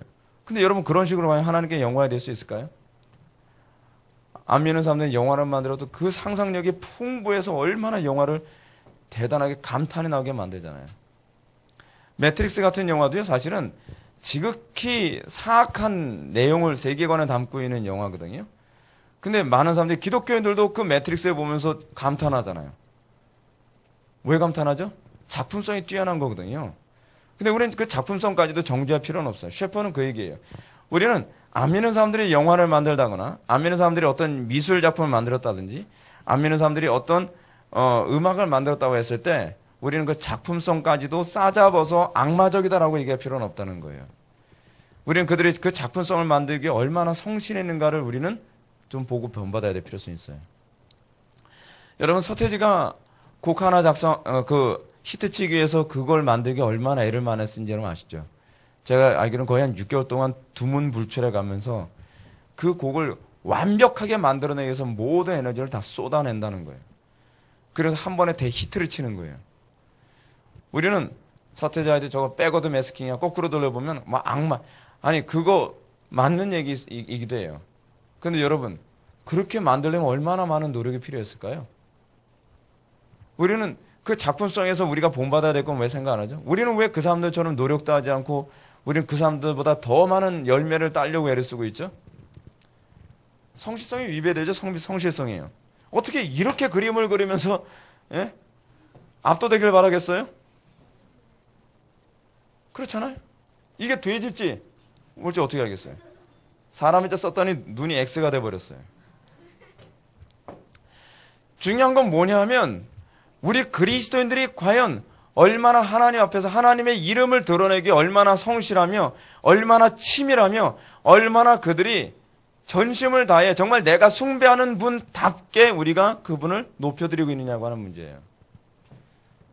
저는 그런 차원에서 정말 서태지는요, 존경할 만하다 생각을 해요. 여러분, 그런 식으로 한 곡을 작곡할 때 얼마나 힘들까요? 정말 뼈를 깎는 고통을 아마 겪게 될 겁니다. 요즘 극장에서 많은 영화들이 나옵니다. 많은 영화들이 나오는데 그 많은 영화들을 볼 때마다 각각 한 편씩 볼 때마다 제가 각각 놀라는 게 하나 있어요. 어떻게 저렇게 완벽하게 만들어낼 수 있을까라고 하는 거예요. 그죠? 그 사람들은 흠잡을 게 없는 작품을 만드는 데 목표를 둬요. 최선을 다하는 거예요. 근데 우리는 뭐라고 얘기하죠? 흠을 잡으면 믿음으로 봐. 뭘 자꾸 흠을 잡나? 자꾸 믿음으로 보래요. 믿음으로 보려도 보이는 걸 어떻게 해요? 너무 어설픈데. 그죠? 예를 들어서 어떤 사람이 오른쪽 불구자로 영화를 딱 찍는데 다른 편에서 왼쪽으로 이루고 있어요. 아니, 그런 거는 자기가 좀 정교하게 잘 해야 될 게 아니에요. 그렇잖아요? 우리는 그런 거 그냥 믿음으로 봐. 그럼 믿음으로 볼 문제가 아니에요. 그 사람이 믿음으로 만들진 않았으니까요. 믿음으로 한다는 것은요, 하나님 앞에 부끄러움 없이 한다는 얘기예요. 단편에 예를 들어서 여러분, 설교자가 믿음으로 한다고 한다면 설교는 대충 준비해도 되는 건가요? 완벽에 초점을 맞춰가면 설교를 준비해야 되겠죠. 그렇죠? 여러분들이 믿음으로 직장 생활한다고 한다면 대충 해도 되는 건가요? 아니에요. 우리는 완벽. 안 믿는 사람들이 봤을 때도 쟤만 있으면 나는 걱정을 안 해. 제가 나갈까봐 걱정이야. 그래야 되는 거 아니겠어요? 우리는 삶의 모든 영역에 있어서 이 예술과 관련해서 우리는 중요한 개념을 하나 가지고 있어야 된단 말이에요. 셰퍼의 경우를 한번 볼까요? 첫째, 예술작품은 창조성에서 나온 것이며 창조성은 하나님이 창조주임으로 가치가 있다. 예술성에 있어서 여러분, 안 믿는 사람들이 만든 예술작품은요, 창조성에 있어서 가히 박수를 쳐줄만 합니다. 제가 조금 아까 제가 매트릭스라고 하는 영화를 잠깐 얘기했었는데, 매트릭스 영화는요, 가히 창조성에 있어서는 놀라울 정도예요. 마치 새로운 장르를 개척해 나가는 것처럼. 그렇죠? 요번에 이제 신문 기사에 보니까 이런 얘기가 나와요. 무성 영화인데 옛날에 더빙이 발달하지 않은 시대의 무성 영화예요. 근데 그거를 관객들에게 재미있게 볼 수 있도록 하기 위해서 새로운 장르를 개척하듯이 그 극장에서 상영을 했어요. 어떻게 했냐면 영화를 상영하면서 직접 그 영화에 나오는 모든 음향 효과나 목소리를 성우들과 음향 효과 만든 사람이 다 앞에 나와서 직접 보여주는 거예요. 그래서 말 단련소 했던 말 단련소 이런 소리 내는 걸 다 보여주고 사람들이 그게 너무 재밌어서 많은 사람들이 거기 와서 본다는 거예요. 창조적이죠. 남들이 한 번도 생각해보지 않은 걸 새롭게 창조해내는 거죠. 뻔한 게 아닌 거예요. 오늘날 우리 기독교는 어떻죠? 완전히 기독교 아니라 카피교죠. 어느 교에서 뭐 한대? 카피해서. 성경적이나 뭐에는 별로 중요하지 않아요. 무조건 카피해서 놓고, 또 카피해서 놓고, 카피해서 놓고, 새로운 것, 더 하나님께 영광을 댈 수 있고, 더 하나님을 기쁘시게 해드릴 수 있는 것이 무엇인가 해서 심각하게 고민 안 하고, 그냥 카피만 하게 바쁘죠. 오늘날 기독교가 가지고 있는 위험성 중에 하나는 뭐냐면, 창조성을 잃어버렸다는 거예요. 창조성을 잃어버리면 어떤 현상이 나타나냐면요. 사회를 주도하지 못해요. 왜 지금 사회를 안 믿는 사람들이 주도하는지 아십니까? 그들은 계속 새로운 장르를 계속 개척해 나가거든요. 남들이 한 번도 건드려보지 않은 걸 힘들어도 또 하고 새롭게 계속 개척해 나가는 거예요. 그렇게 하면서 어떻게 해요? 요즘 사람들은 사실 그 사람들은 돈 때문에 그렇게 하는 거거든요. 왜냐하면 돈이 그들의 신이기 때문에. 그래서 그들은 돈을 더 많이 벌기 위해서 요즘에 어떤 영화까지 나왔어요? 4D라고 하는 영화까지 나왔어요. 영화를 보면서 마치 그것을 직접 가 있는 것처럼 영화를 만든 거예요. 근데 이번에 또 삼성에서 만든 어떤 그 입체 그 스크린 같은 거 있잖아요. 안경을 딱 쓰고서 이제 스마트폰 딱 집어넣고 나서 고개를 돌리면 돌리는 대로 화면에 다 보이고 그 소리도 그렇게 들리고 굉장히 창조적이죠. 그거를 뭐래요? 혁신이에요. 계속 혁신. 여러분, 아이폰 같은 회사, 아이폰 회사의 그 사장이 지금 뭐 동성애자다 뭐다라 하면서 우리는 아이폰 사지 말자. 뭐 그것만이 능사가 아니에요. 저는 아이폰 회사 같은 그 회사를 보면서도 매번 느끼는 게 뭐냐면 굉장히 혁신하고 창조적인 것을 추구한다는 것에 대해서 우리가 많이 도전해 받아야 된다는 거예요. 우리는 그만큼 노력하나요? 여러분, 기독교는요, 그 사람보다 더 노력하는 게 기독교인이에요. 왜냐하면 우리는 하나님을 섬기니까. 그들은 돈을 섬기면서, 쾌락을 섬기면서, 성공을 섬기면서 그 정도의 창조성의 노력을 하는데 우리는 노력 하나도 안 하고 남들이 만드는 것만 카피해서 할 생각을 자꾸 하고 있잖아요. 물론요, 새롭게 무엇인가를 창조하는 행위는 굉장히 고달픈 일이에요. 저도 우리 교회 남들이 안 하는 걸 계속 새로운 걸 제가 창조해내서 만들고 하지 않습니까? 근데 솔직히요, 굉장히 힘들어요. 고민 많이 되고요. 근데요, 그거 아세요? 창조해내는 사람이 주도할 수 있다는 거예요. 세상을 주도하는 건요, 창조하는 소수가 주도해 나가는 거예요. 스마트폰? 그 소수의 사람들이 만들어서 지금 전 세계를 다 그거에 노예로 만들어 버렸잖아요. 아이폰, 아이패드, 다 그렇게 만든 거 아니에요? 여러분, 아이폰 보면서 우리는 얼마나 별 희한한 걸 많아요. 증강현실이라는 걸 보면서도 굉장히 놀랍지 않아요? 증강현실은 뭔지 모르시죠? 아는 사람은 그냥 알아서 듣고 모르는 사람은 나중에 알아보십시오. 일일이 다 설명이 힘드니까. 증강현실 같은 것도 만들고 남들이 한 번도 생각해보지 않은 걸 만들어서 어떻게 해요? 시대를 주도해 나가는 거예요. 근데 오늘날 기독교에서 과연 시대를 주도해 나가는 창조적인 것이 뭐가 있죠? 저는 제가 여러분에게도 자주 언급하는 거지만 자녀 양육에 관한 부분에서 많은 사람들이 손을 놓고 많이 갈등하고 어려워한대요. 그거야말로 우리가 개척해내고 우리가 새롭게 창조해 나가야 될 영역이 아닌가 하는 생각이 드는 거예요. 그래서 제가 우리 교회 뭐라 했어요? 우리 교회 개척교회라고 했잖아요. 프론티어 정신이 살아있는 교회. 전 이것이 없어지면 안 된다고 생각을 해요. 우리 교회는 프론티어 정신이 살아있는 교회로 항상 그렇게 커야 된다고 저는 생각을 합니다. 그렇게 해야 세상을 주도해 나갈 수 있죠. 창조성. 둘째로 예술작품은 창조물로서의 가치가 있다. 왜냐하면 인간은 하나님의 형상으로 창조되었으므로 인간은 생각하고 사랑하는 등의 감정을 느낄 수 있을 뿐만 아니라 창조할 능력도 가지고 있기 때문이다. 프란시스 쉐이퍼의 그 책을 보게 되면 쉐이퍼의 책에서도 나올 뿐만 아니라 박형룡 박사의 책인가요? 거기도 보면 나오는 얘기인데 우리는 무천년설주의자거든요. 우리 개혁교회는요. 그래서 우리는요. 이 땅에서 우리가 만들어 놓은 창조해낸 예술작품도 새하늘과 새 땅에 들어간다고 우리는 믿어요. 그렇기 때문에 여러분, 우리 그리스도인은 새하늘과 새 땅에 들어갈 작품을 만든다는 차원에서 우리의 예술을 극도의 최고의 상태로 끌어올리려는 그런 야심을 가질 필요성이 있다고 저는 생각을 합니다. 잠시 잠깐 있다가 없어지는 작품이 아니에요. 저는 이런 생각까지 해요. 제 설교 원고도 어쩌면 새하늘과 새 땅에 다 남을지도 모르겠다. 하나님께서 원하시는, 하나님께서 기뻐하시는, 그래서 하나님께서 보시기에 정말 거룩하다라고 생각되는 그 영역은 다 불타 없어지는 그 순간에서도 하나님께서 그것은 새하늘과 새 땅에 들어가게 하신다고 믿는 거죠. 그것이 우리가 믿는 무천년설 주장이기도 합니다. 반가로 2번 보실까요? 예술로 표현되는 것은 세계관을 더 강화한다. 그렇죠. 제가 방금 아까 말씀드렸던 것이 그것입니다. 셰퍼는 예술로 표현된 것은 그 세계관이 무엇이든 혹은 그 세계관이 진리든 거짓이든 그 세계관을 더 강화시켜준다고 말한다.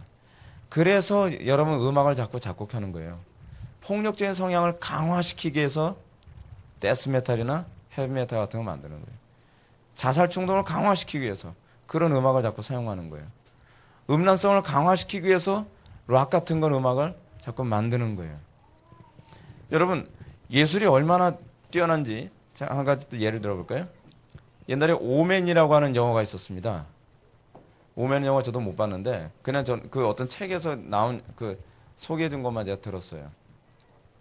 근데 오맨이라는 영화는요 음향 효과 끄고 들으면 하나도 안 무섭대요. 신기하죠? 오히려 좀 코미디 같이 보인대요. 되게 웃긴다. 근데 거기다가 오맨이라는 영화를 만든 그 사람이 만든 그 음향 효과를 거기다 집어넣으면 공포가 장난이 아닌 거예요. 어떤 사람은 그거 보면서 막 구토까지 할 정도라는 거예요. 예술이 가지고 있는 힘이 그거예요.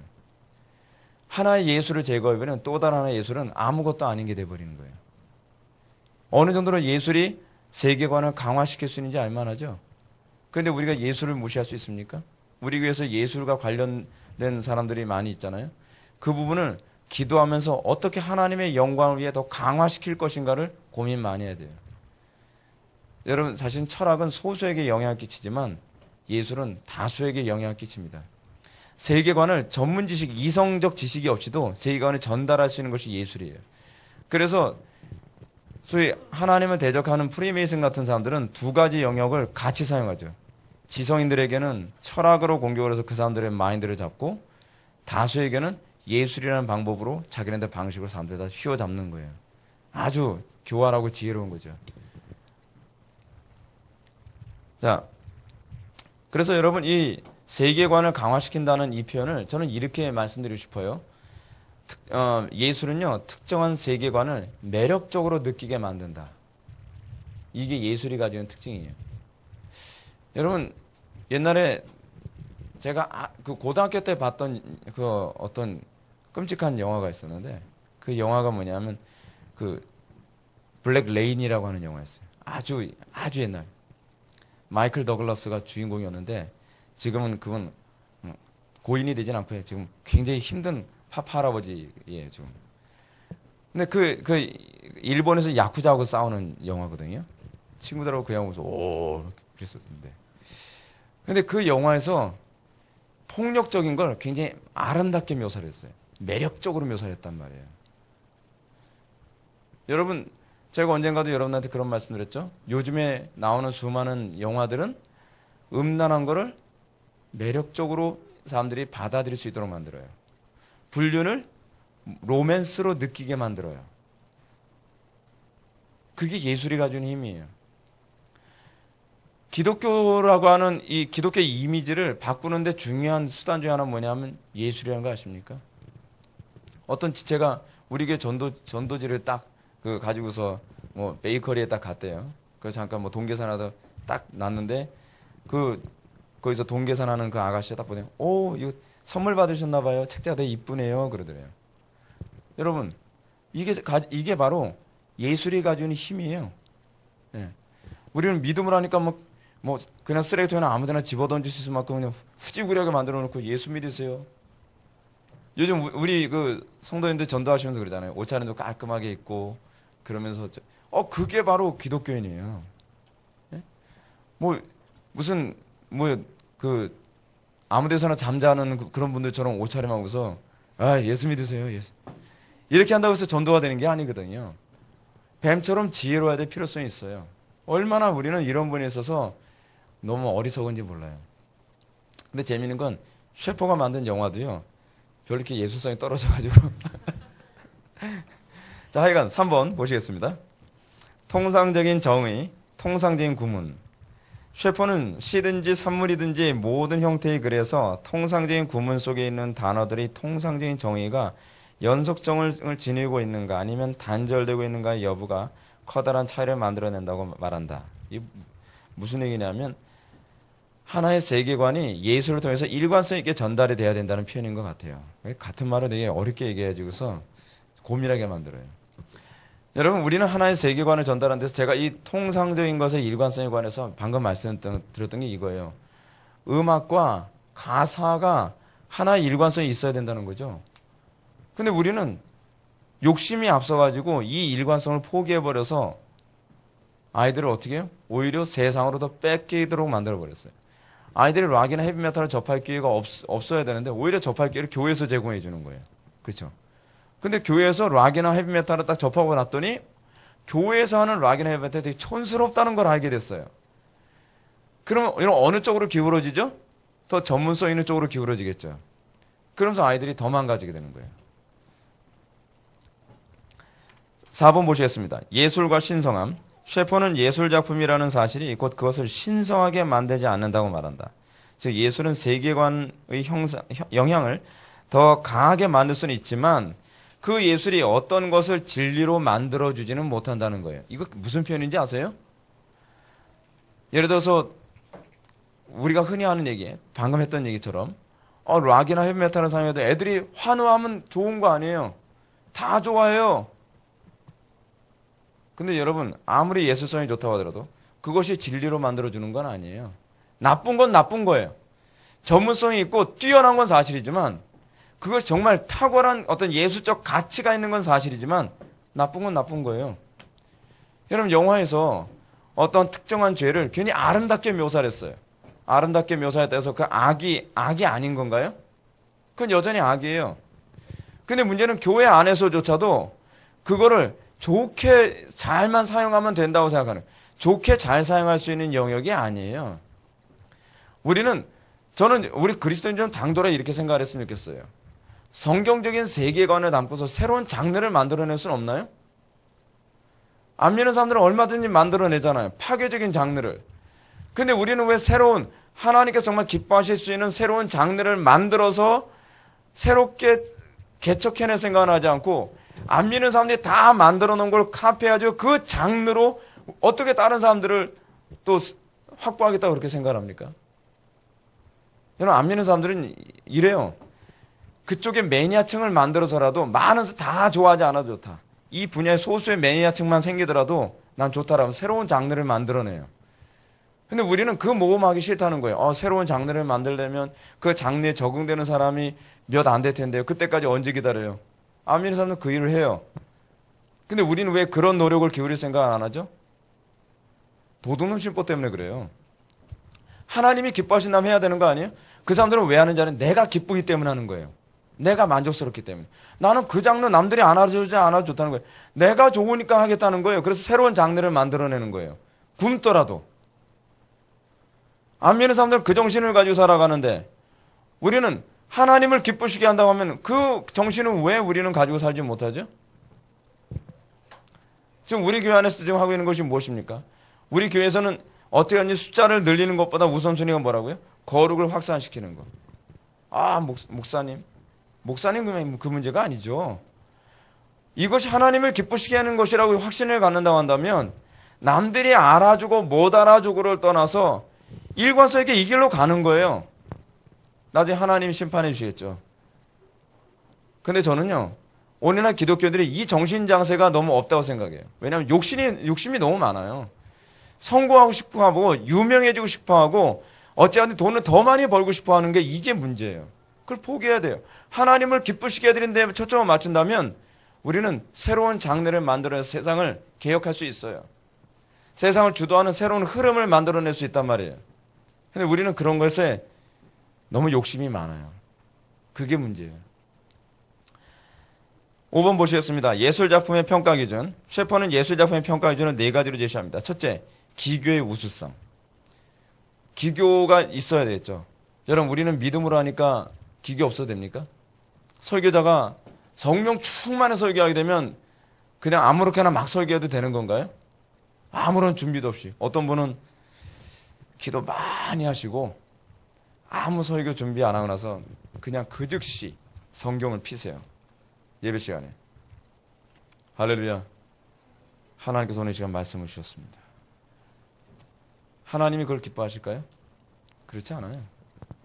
우리의 신화의 선배들은 한 편의 설교를 준비하기 위해서 그 존 메가더 목사님은 20시간인가를 투자하신대요. 한 편의 설교를 위해서요.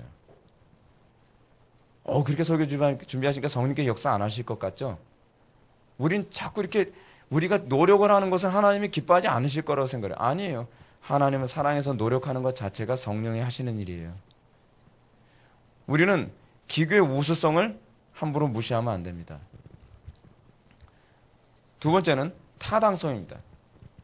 타당성이란 예술가가 자신과 자신의 세계관에 정직한가 아니면 돈을 위해서 인정받기 위하여 예술활동을 하는가를 평가하는 기준입니다. 여러분 설교가 기교가 뛰어나다. 여러분 설교의 기교 중에 하나는 뭐냐면요. 목소리예요. 저는 설교자들이 설교하기 위한 어떤 발성을 좀 배워야 된다고 생각하는 입장이에요. 정확한 발음과 정확한 그 톤을 가지고 상대방에 전달하는 이 기교. 여러분 배워야만 합니다. 조지 필드는 이 기교에 탁월했던 사람이라는 거예요. 근데 우리는 이런 기교를 너무 등한시하죠. 앞에서 뭘 얘기하는데 무슨 말인지 발음을 하나도 못 알아듣겠어요. 습니까? 네? 네? 네? 이게 무슨 소리인지 알아야 은혜를 받을 게 아니에요. 아나운서들도 어때요?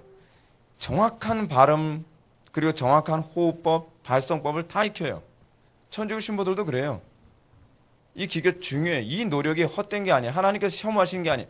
이 기교를 하나님께서 사용하신단 말이에요. 근데 문제는 뭐냐면 문제가 여기 있어요. 여러분 아나운서가 아나운서먼트를 멋떨어지게 발음하면서 거짓말하면 사람들이 어떻게 될까요? 잘 속아요. 왜냐하면 발음이 정확하고 호흡이 정확하고 음색이 좋으면 사람들은 진실을 얘기하고 있다고 생각을 하게 만들거든요. 그 자체가. 그래서 여기서 나오는 게 타당성이에요. 설교자가 그 기교만 훈련된, 그러니까 기교 중에 또 이게 제스처도 있어요. 제스처.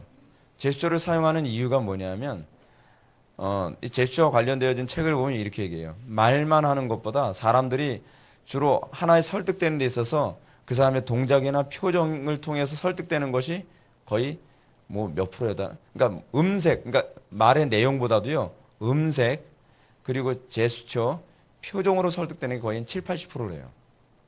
나머지가 한 20% 정도가 내용이래요. 근데 충격적이죠. 그런데 설교자들이 이런 부분에서 훈련이 안 되면 안 되겠죠. 그리스도인들이 삶의 모든 영역에서 똑같습니다. 그리고 그 안에 내용도 성경적으로 정확해야 되겠죠. 그 타당성. 세 번째는 예술가의 세계관을 반영하는 내용. 즉 우리 그리스도인들이 어떤 화가의 그림을 보고 그가 기교의 우수성과 타당성에서 뛰어난 예술가라고 하더라도 그 세계관이 잘못된 것이라고 말할 수 있다는 거예요. 설교도 그래요. 저 설교자가 기교가 뛰어나다는 걸 인정할 건 인정해야 돼요. 소위 우리가 좀 약간 리버럴한 설교자들 중에서요. 정말 기교가 뛰어나고 뭐 굉장히 스마트하게 설교를 잘하시는 분들이 꽤 있어요. 근데 그 부분까지 부정할 필요는 없어요. 뛰어나. 왜냐하면 그 부분 때문에 많이 설득을 받거든요. 많은 사람들이. 많이 거기서 유혹을 받죠. 근데 문제는 세계관이 잘못됐을 경우가 많아요. 교리가 잘못됐을 경우가 많이 있어요. 그건 맞는 건 맞는 거고 틀린 건 틀리다라고 얘기할 수 있어야죠. 네 번째는 예술가가 전달하려는 메시지에 어울리는 수단을 얼마나 잘 사용하는가. 셰퍼는 아주 위대한 예술은 세계관을 제시하는 데 사용되는 수단과 잘 어울린다고 했다. 즉 예술가가 전달하려는 내용은 수단과 통합성을 이루어야 한다는 것이다. 무슨 얘기냐면 거룩한 것을 전달하기 위해 수단이 정당화될 수는 없다는 얘기예요. 우리는 복음이라고 하는 거룩한 것을 전달하기 위해서 악한 방법도 또는 부정한 방법도 우리는 막 사용하려 들잖아요. 그렇죠? 그래서 교회 안에 뭐가 들어왔어요? 막 워십 댄스 같은 게 막 도대체 워십 댄스가 성경에 어디에 근거하는 겁니까? 사람들 꼭 그러면 이거 가지고 얘기해요. 참 목사님 시편 150편을 못 보셨군요. 시편 150편은 5절, 4절을 보십시오. 속을 치며 춤을 추어 찬양하며. 그럼 여러분, 그럼 왜 사도들은 춤을 안 췄죠? 사도들이 춤을 췄다고 생각해 보세요. 얼마나 코미디 같습니까? 그렇죠? 그래서 얘기를 해요. 다윗도 춤을 췄잖아요. 매일 췄나요? 그 다윗이 예배당에서 춤을 췄나요? 성지에서? 아니잖아요. 오히려 춤추는 것에 대해서 정죄한 구절이 오히려 더 많아요. 근데 우리는 꼭 자기의 욕심에 끌리는 구절만. 왜냐하면 제 전공이 춤이거든요. 많은 사람들이 그런 식으로 자기의 육신의 유흥을 거기다 갖다 놓게 좋아하는 거예요. 그래서 어느 교회죠? 수정교회 같은 경우는 예배당에다 막 오토바이 점프대까지 막 설치해서 막 오토바이 막 날아다니고 막. 그래서 이유가 뭐예요? 복음을 듣게 만들 수만 있다면. 춤을 추고 연극도 하고 그리고 막 락 공연도 막 하고 막. 그렇게 하면 사람들은 이렇게 복음을 듣게 만들겠다는 거예요. 끔찍한 거죠. 정말 끔찍한 거예요. 그래서 그 사람들은 성과만 얘기하죠. 그래도 결신한 사람이 얼마나 많은데요. 그럼 제가 반대로 질문을 던져볼까요? 결신 안 한 사람들도 많지 않나요? 그 사람들은 때로는 그 음악이 없어도 결신할 수도 있었던 사람이라는 걸 아십니까? 음악 때문에 결신한 거라고 어떻게 장담하죠? 그리고 만약에 음악 때문에 결신했다면, 복음 때문이 아니라 음악 때문에 결신했다면 가짜죠. 이건 논리적으로 너무나 분명한 거 아닙니까? 근데 우리는 모든 영광이 말씀에게로 돌아가는 걸 되게 싫어하죠. 그죠? 춤 때문에 또는 어떤 유흥 때문에 음악 때문에 그러면 그거는 사실은 전도서의 가치가 없는 거죠. 그 사람이 그것 때문에 교회에 들어왔다면. 그렇죠? 그래서 여러분 기독교 신앙은요. 목적이 수단을 정당화하지 않는다는 거 항상 기억하십시오. 목적이 옳다면 모두 옳아야 된다. 수단도 항상 성경적이어야 된다는 걸 잊지 마십시오. 6번. 예수는 모든 유형의 메시지에 사용될 수 있다. 예술의 형태는 순수한 공상에서부터 자세한 역사에 이르기까지 모든 종류의 메시지에 사용될 수 있다는 겁니다. 이거는 응용의 문제예요. 정말 저는요 요즘 영화를 보면은요, 야 영화는 진짜 종합예술이구나라는 생각이 많이 들어요. 영화를 보게 되면요 역사를 다루기도 하고요. 그리고 영화를 보면 그 음악, 그러니까 소위 옛날에 오페라 하던 거를 이제는 그 영화 한 편에 막 다 집어넣잖아요. 막 그런 거. 그리고 그 미래에 대한 통찰력도 막 영화에서 막 제시하고. 하여간 할 수 있는 모든 거 거기서 다 하는 거예요. 진짜 거의 종합예술이에요. 그런 거 보면서 여러분 뭘 느끼죠? 그냥 느끼나요? 그들이 얼마나 고민했는지 보이지 않나요? 그들이 얼마나 노력을 많이 했는지 보이지 않나요? 그거에 비해서 우리는 너무 우리가 믿는 하나님을 알리기 위해서 노력을 게을리하고 있다는 죄책감을 느끼게 되지 않나요? 우리는 그 사람들을 함부로 정죄하죠. 어떻게 영화에서 저렇게 음란하고 저렇게 잔인한 영화를 만들 수 있는가? 근데 저는 그 사람들에게 이런 걸 느끼죠. 어떻게 잔인한 거 저렇게 정확하게 잘 표현할 수 있었을까? 진짜로 사람을 죽인 것처럼 표현하잖아요. 그렇죠? 실제로는 아닌데. 톰 크루즈가 여러분 요번에 미션 임파서블 영화 찍으면서 비행기에 매달렸다는 거 여러분 아십니까? 진짜 날아가는 비행기? 그 두바이 빌딩에 그 전편에 막 두바이 빌딩에도 막 매달리고 그랬잖아요. 자기 예술적인 걸 표현하기 위해서 목숨까지 걸어요. 많은 사람들이 그때 미친 짓이다라는 거예요. 제가 보기엔 미쳤어요, 그 사람. 근데 뭐에 미쳤죠? 자기 신에 미친 거예요. 여러분, 우리 그리스도인들이 그런 정신 상태 가지고 있나요? 우리 그리스도인들은요, 너무 흐리멍덩해요. 그냥 종교밖엔 되질 않아요. 그러니까 안 믿는 사람들이 우습게 보죠. 우리부터 우리가 믿는 신앙에 대해서 그렇게 가소롭게 취급을 하냐. 별 관심 없잖아요, 우리는요. 근데 7번이 이제 문제죠. 변하는 양식, 스타일. 셰퍼는 예술의 양식은 변하고 그 변화는 잘못된 것이 아니라고 합니다. 그러므로 셰퍼는 세 가지를 강조합니다. 첫째는 오늘날 기독교 예술은 20세기 예술이어야 한다. 꼭 20세기 예술이어야 할까요? 저는 그렇게 생각하지 않아요. 저는요, 기독교가 시대에 꼭 끌려다닐 필요는 없다고 생각을 해요. 시대를 오히려 끌어올 수 있다고 좀 믿어요. 이 부분에 관해서는 좀 조심스러워요. 실제로 셰퍼가 이렇게 함으로 말미암아 셰퍼에게 영향받은 사람들이 좀 어긋난 사람들이 좀 많이 보여요. 오스게니스도 이제 그 케이스 중에 하나라고 저는 그렇게 봐요. 둘째, 기독교 예술은 지역마다 달라야 한다. 다를 수 있어요. 그런데 꼭 달라야만 한다고 생각하진 않아요. 오히려 기독교 예술은요, 전 세계의 어떤 예술을 하나로 통합하는 데 오히려 더 영향을 미쳤다는 거 알고 계십니까? 서양적인 옷 스타일이라든지 서양적인 문화가 전 세계를 하나로 다 오히려 통합을 해버리고 말았죠. 더 힘있지 않나요? 왜 우린 자꾸 기독교 예술이 세상 예술의 눈치를 봐야 된다고 생각하고 세상 예술에 우리가 자꾸 이렇게 그 서로 호흡을 같이 맞춰야 된다고 생각을 하죠. 저는 오히려 세상의 예술이 기독교 예술을 보면서도 아, 저런 식의 예술도 가능하다는 눈을 뜨게 만들어서 오히려 더 예술을 성화시킬 수 있는 당돌함이 우리에게 있어야 된다고 저는 생각을 합니다.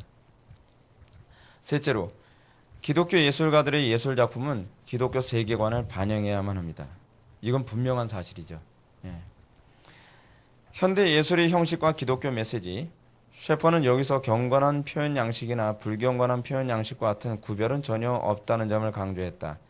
그런 구별하면 할수록 좀 더 혼란스러워질 뿐이라는 것이다. 이것도 굉장히 어려운 얘기죠. 좀 문제가 있어요. 그러나 그럼에도 불구하고 셰퍼는 표현 양식에 대해 너무 무절제해질 수 있는 태도에 대해 신중해야 될 것도 가르친다. 왜냐하면 표현 양식 자체가 특정한 세계관이나 메시지를 전달하기 위한 상징적 체계 혹은 전달 수단으로 발전되어 왔기 때문이다. 따라서 셰퍼는 우리가 20세기의 표현 양식을 사용하지만 그것이 우리 독특한 기독교 세계관을 왜곡하지 못하게 주의해야 한다는 경고를 잊지 않고 있다.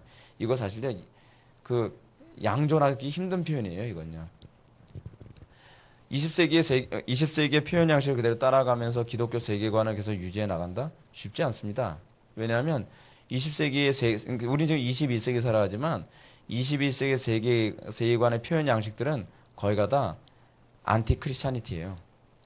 그 방식을 사용해서 하나님을 표현한다는 건 사실은 서로 모순을 범하고 있는 거예요. 저는 그래서 새로운 표현 양식을 개척해 나가는 지혜가 우리에게 필요하다고 생각이 됩니다.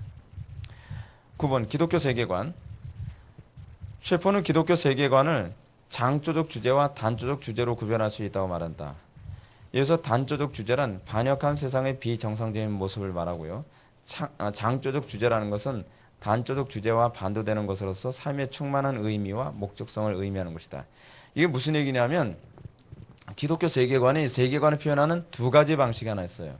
뭐냐면 악의 악함을 표현함으로써 선의 그 위대함을 입증해주는 표현. 그게 바로 단조적 방식이에요.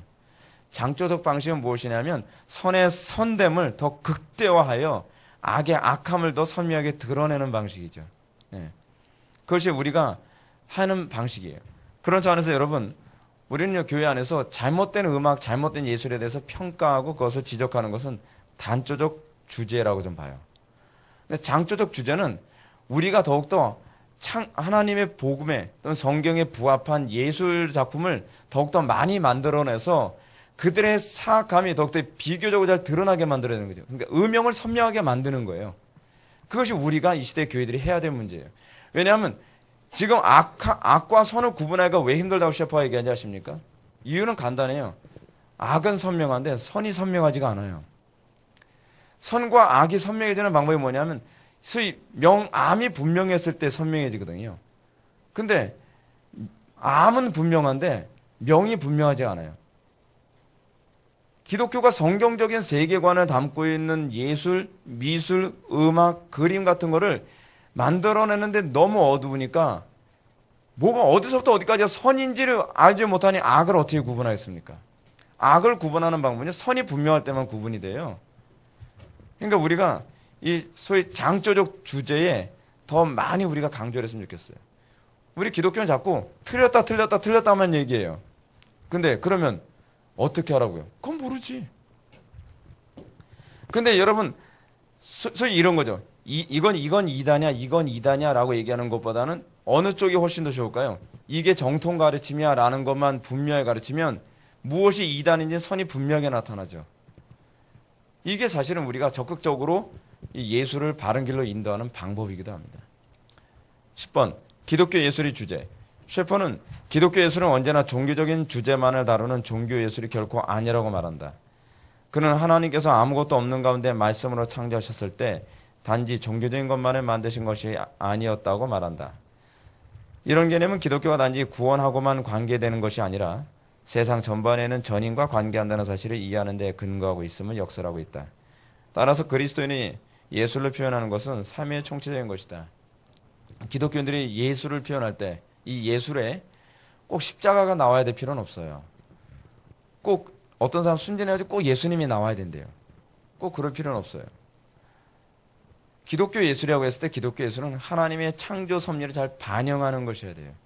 그거면 되는 거예요. 그것으로 사람을 개종시키겠다고 생각하는 건 좀 어리석은 거죠. 복음에 대해서 거부감 없이 받아들일 수 있는 예비 전도적 관점에서 우리가 예술을 이해해야지 예술과 전도를 이게 제대로 구분을 못하면 자꾸 이 뭐 그림 거기다 꼭 십자가를 그려놔야 되고 예수님이 꼭 나와야 돼요. 영화 기독교인들이 영화를 만들면 그럼 꼭 목사님이 꼭 나와야 돼요. 그래야 기독교 영화는 안 나와도 돼요. 그리고 굳이 교회가 안 나와도 된단 말이에요. 기독교인들이 영화를 만들 때 저는요 좀 이런 영화를 만들었으면 좋겠어요. 그래서 이 단조적 주제와 장조적 주제. 단조적 주제는 뭐예요? 동성애가 왜 혐오스럽고 악하며 그것이 왜 가정을 파괴하고 사회를 파괴하는 것인가라고 적극적으로 그 부분을 공격하는. 근데 그것만이 아니죠. 또 하나는 뭐죠? 정말 정상적인 가정이 얼마나 아름다울 수 있고 얼마나 이런 가정도 정말 우리에게 도전을 줄 수 있는가를 표현하는 거예요. 장조적 주제죠. 이제 장조적 주제와 단조적 주제가 이해가 분명하죠. 이런 방식으로 얼마든지 세상을 설득해 나갈 수 있다는 거예요. 그것이 그리스도인이 생각하는 예술의 주제입니다. 나가기. 금세기 유일한 칼빈주의적 미술 사학자인 한스 로크마커는 예술에서 기독교성을 결정짓는 것은 주제가 아니고 거기에 담긴 정신이라고 했다. 즉 주제나 소재가 아무리 성경에서 나왔다고 하더라도 그 예술에 담긴 근본적 정신이 성경에 위배된다면 그 예술은 비판을 받아야 한다는 것이다. 무슨 얘기냐면 성경이 예를 들어서 이거를 가장 잘 다루는 사람들이 안 믿는 사람들이거든요. 최근에 극장에서 상영된 영화 중에서 엑소더스라고 하는 영화 나왔죠.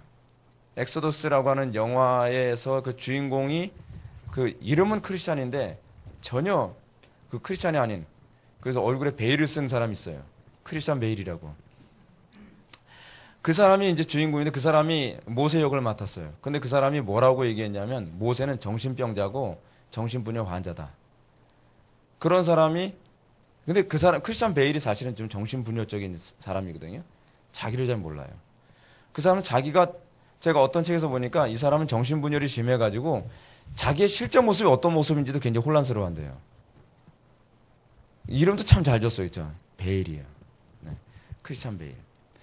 근데 이 사람들이 영화를 만들면서 성경의 주제와 소스를 다 가지고 있지만 실질적으로 메시지는 어떤 메시지예요? 반성경적인, 반기독교적인 메시지를 담고 있어요. 우리는 간혹 가다가 극장에서 뭐 노아, 이거 기독교 영화인가 봐. 무슨 기독교 영화, 여러분 아예 포스터부터가 노아가 얼굴이 지금 사마의 그림자로 가득한 얼굴로 딱 서 있잖아요. 뭐 도끼 같은 거 하나 들고 있고. 전혀 노아하고 안 어울리는 포스인데 그 영화에서 마치 성경님 메시지가 나오기를 기대하고 있어요. 그건 순진한 거죠. 네. 그 영화를 통해서 어떻게 해요? 하나님을 더 대적하는. 그러니까 우리는 반대로 생각해서 성경적인 소스가 아니라 할지라도 얼마든지 성경적인 메시지를 전달할 수 있다는 걸 우리는 생각을 해야 돼요. 요번에 제가 그 새로 산 책 그 하나 있다 그러지 않았습니까? 요번에 그 뭐죠? 젊은이를 위한 그 기독교 변증인가? 뭔가 이제 그런 책을 제가 이제 샀는데, 예? 청춘을 위한 기독교 변증. 근데 그 책 보게 되면 저는요, 그 책을 쓴 사람이 참 예술을 잘 활용하는 사람이라는 생각이 들어요. 소설의 형태를 가지고 기독교 변증 내용을 다 다뤘는데 성경을 변증하고 그리스도의 존재성에 관해서 변증하고 그리고 세 번째가 뭐냐면 그리스도의 부활에 관해서 변증을 했어요. 탁월하게 변증을 했는데 너무 재밌게 그 책을 쓴 거예요. 그래서 제가 원래 소설책은 잘 안 보는데 딱 잡자마자 손을 뗄 수가 없었어요. 이야, 너무 재밌는 거예요. 그래서 전문성도 막 번쩍거려요. 저는 그런 예술가들이 많이 나왔으면 좋겠어요. 그래서 누가 보더라도 정말 재미있고, 여러분 재미있다는 게 무조건 나쁜 건 아니죠. 누가 보더라도 정말 흥미를 끌 수 있고, 사람이 거기에 집중될 수 있고 몰입할 수 있게 만드는 그런 예술 작품들, 그런 걸 오늘날 기독교가 많이 만들어야만 합니다. 그래서 기독교는요, 세상과 구분되되 단절되지 않는 예술을 만들 줄 아는 지혜도 필요해요. 우리는 얼마나 이런 지혜가 많이 필요한지 모릅니다. 단절이 거룩한 게 아닙니다. 구분이 거룩한 거죠. 세상은 안 믿는 사람들은 단절이라는 방법으로 교회를 공격하지 않습니다. 교회와 구분된 방식으로 교회를 세속으로 끌어들이는 거죠. 그게 얼마나 교활한 방법인지 몰라요. 우리가 항상 복음에 관해서 그런 관점을 항상 견지할 수 있었으면 좋겠습니다. 마지막으로 칼빈주의 예술의 사명을 이해하기 위한 한스 로크마커의 말을 인용하고자 합니다. 한 그리스도인으로서의 예술가는 자유롭지만 맹목적인 자유는 갖지 않습니다. 기독교 예술가가 자유로운 것은 얼마든지 하나님을 찬양하고 자기 이웃을 사랑하기 위함입니다. 그렇습니다. 기독교 예술은 궁극적으로 두 가지 관점을 가지고 있어야 돼요. 첫 번째는 뭐냐면 하나님을 영화롭게 하는 것이고, 두 번째는 이웃을 사랑하기 위한 예술입니다. 이 예술의 관점이 이 둘에서 벗어나면 기독교 예술로서의 의미는 없어지고 맙니다. 다 같이 기도하시겠습니다. 사랑이 많으신 하나님 아버지, 우리가 이 땅을 살아가면서 결코 예술과 동떨어져서 살 수 없는 존재임을 압니다. 아버지 하나님, 어떤 방식으로든지 우리는 예술에 관여하며 어떤 방식으로든지 우리는 정말 이 예술을 사용할 수밖에 없는 존재인 줄 압니다. 우리가 이 예술을 사용하는 데 있어서 우리가 하나님을 영화롭게 하고 또 이웃을 사랑하는데 이 예술을 바르게 사용할 수 있도록 지혜를 허락하여 주옵소서, 믿음을 허락하여 주옵소서. 예수님의 거룩하신 이름으로 기도올렵나이다.